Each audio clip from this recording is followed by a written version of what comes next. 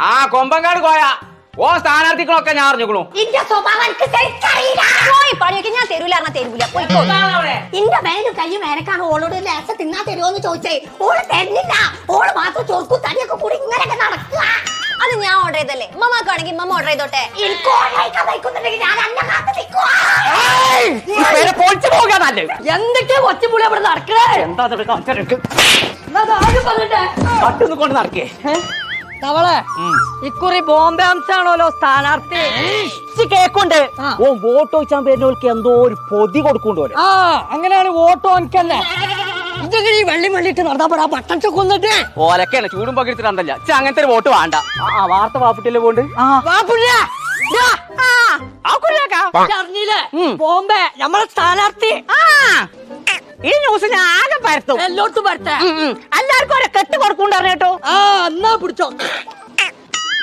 പേടിച്ചണ്ട ബോംബെ വാർത്ത ഒക്കെ അറിയിച്ചിക്കണു. ഓ നോക്കിയോളൂ. അച്ഛാ അച്ഛാ ആ നിക്കണു. അച്ഛനോ? അച്ഛനല്ല ആ പുണ്യേട്ടം. ആ സ്ഥാനാർത്ഥിന്റെ വരവുണ്ടോ ബോംബെ. അപ്പുണ്യേട്ടാ നമ്മളെ ചിഹ്നം ആട്.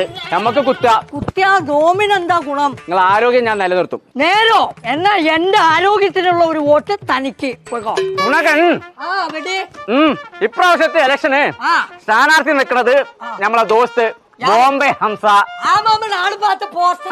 അതാ ചിഹ്നം ആട്. ചിന്നാടാ ചിന്നാടല്ല ചിഹ്നം ആട്.